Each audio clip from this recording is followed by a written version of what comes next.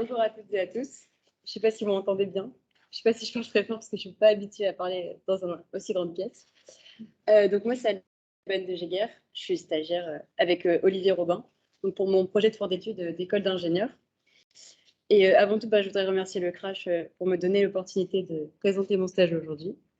Mon stage, ici, je vous ai écrit un intitulé qui est possible, qui serait l'évaluation objective et subjective de la perte par transmission. Et puis, avant de vous expliquer de quoi il s'agit, j'ai besoin de remettre un peu de contexte sur l'histoire du projet et pourquoi ce stage. Donc, je pense que vous connaissez tous le transmission loss, l'indice d'affaiblissement en français, pour caractériser l'isolation d'une paroi. Donc, c'est plutôt utile pour l'acoustique des bâtiments, par exemple. Pour mesurer ce TL, en fait, on a besoin de faire des mesures assez complexes qui sont pas mal standardisées. Donc, on a notamment besoin d'une chambre anéchoïque couplée à une chambre réverbérante. Et on va envoyer un champ diffus, puis on pourra obtenir la différence entre ce qui a été envoyé et ce qui est rayonné. Donc, c'est des mesures plutôt complexes qui demandent une sacrée installation, comme vous pouvez l'imaginer. Puis, à partir de ces mesures, en fait, on va obtenir un TL en fonction de la fréquence. Et puis, à partir de ce TL, on pourra calculer le STC, donc le Sound Transmission Class, qui est une valeur unique qui va caractériser l'isolation de notre paroi. Et donc, à partir de ce moment-là, on peut se demander est-ce qu'une valeur unique pour caractériser l'isolation d'une paroi est suffisante, sachant que, par exemple, pour le champ diffus ou pour l'acoustique des bâtiments, c'est quand même des signaux aléatoires. Où est-ce que vient faire la dépendance au temps dans tout ça? J'ai aussi oublié de préciser que pour les mesures, c'est aussi pas mal le sujet à de nombreuses variabilités en basse fréquence aussi. Puis entre les laboratoires, on n'a pas forcément les mêmes résultats. Sur un autre sujet, donc plutôt pour l'acoustique des transports par exemple, on peut parler de la couche limite turbulente. Donc ça, c'est la couche qui se crée quand un objet se déplace dans un fluide ou à l'inverse quand un fluide s'écoule le long d'une surface. Donc on va avoir une petite couche de fluide qui va se créer, qui va générer souvent du bruit et des vibrations, ce qu'on entend par exemple dans la voiture ou dans l'avion. Encore une fois, pour caractériser la couche limite turbulente, on a besoin d'une soufflerie dans une chambre anéchoïque, puis c'est des mesures plutôt complexes qui demandent aussi une installation difficile. Et donc actuellement, on est en train de lancer une campagne de mesures là, pour le projet de Xavier, pour sa thèse. Et on peut témoigner que c'est assez complexe à mettre en place. Donc ça, c'était une photo pour le projet de Christophe Marchetto, je crois, pour sa thèse. Et donc on va faire ces mesures, on obtiendra des résultats vibroacoustiques, surtout en termes de fréquence. Donc des quantités énergétiques, c'est que la pression, la puissance rayonnée, puis encore le TL. Et encore une fois, on peut se demander où est la dépendance au temps, où est la perception dans tout ça. Est-ce que des valeurs uniquement dépendantes de la fréquence sont suffisantes pour décrire ce que nous on peut ressentir quand on entend la couche limite turbulente? Donc finalement, pour résumer, on est face à deux problèmes. Donc déjà des mesures complexes, difficiles, qui demandent beaucoup d'installations physiques, parfois coûteuses. C'est pas forcément possible de faire dans tous les laboratoires. Et de notre côté, des valeurs dans les normes qui sont surtout dépendantes de la fréquence. Et la perception du son rayonné n'est pas encore assez considérée, alors que ça devait être la priorité. Puis comme vous l'avez dit tout à l'heure, les enjeux en acoustique dans le transport, dans les bâtiments, c'est quand même des sacrés enjeux, puisque après tout, c'est nous qui allons habiter dans ces bâtiments, etc. Et que vient faire la perception dans tout ça? Et donc, il y a un groupe de chercheurs qui a mis au point une méthode de synthèse spectrale en espace et en temps, de D plus T, donc il y a quelques années. Et donc, en gros, pour résumer très, très simplement, on va générer un signal aléatoire, donc champ diffus ou couche limite turbulente, qu'on va envoyer sur une plaque. Donc, tout ça se fait numériquement, puis on va pouvoir obtenir le rayonnement de la plaque. Et deux avantages majeurs, c'est qu'en fait, chaque réalisation de la pression sur la paroi mime un test, mime une expérience physique, donc est considérée comme un test virtuel. Donc ça permet de s'affranchir des contraintes matérielles dont je vous ai parlé précédemment, puisque tout se fait numériquement. Et on peut aussi obtenir la pression rayonnée en fonction du temps. et pour pouvoir, par exemple, l'écouter, puis utiliser des indicateurs temporels et notamment à des formes psychoacoustiques qui relient la perception à tout ça. Donc voilà,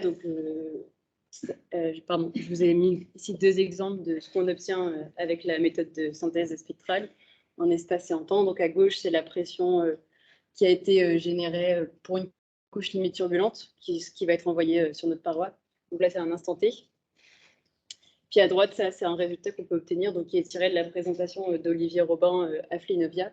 Donc juste pour montrer que, en rouge, on a notre TL obtenu par l'expérience virtuelle, qui en effet ressemble plutôt à une vraie expérience qui a été réalisée avec la soufflerie.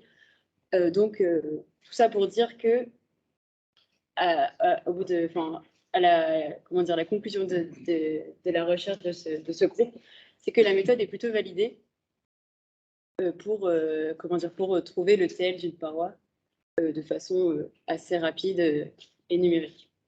Et là, vous pouvez vous demander, c'est bien, ok, tout est validé. Qu'est-ce que vient faire ton stage là-dedans, en fait? C'est quoi mon rôle? Donc, le stage, en fait, a pour but de continuer le développement de cette méthode de synthèse spectrale, notamment en testant différents modèles des signaux aléatoires, donc champs diffus ou couches limites turbulentes, et leur influence sur les résultats dans le rayonnement, dans le TL. Et parce qu'on peut se demander, en fait, il existe plein de modèles, par exemple ici pour la couche limite turbulente, on a plein de modèles dans la littérature, et on peut se demander quelle sera l'influence selon le choix d'un modèle ou d'un autre. Parce qu'actuellement, pour la méthode, là, pour les papiers qui ont été présentés à Flinovia, on utilisait le modèle de Mélène.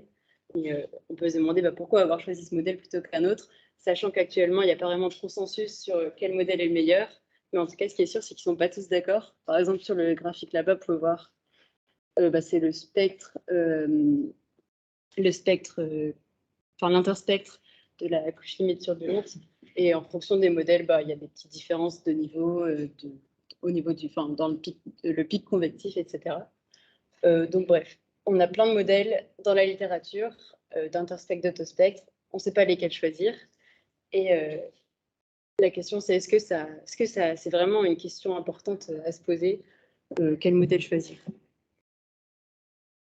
Et aussi, par exemple, pour un modèle donné, par exemple celui de Mélène, on va utiliser des paramètres tels que la vitesse de convection ou les coefficients de décroissance dans le sens de l'écoulement ou dans le sens transverse.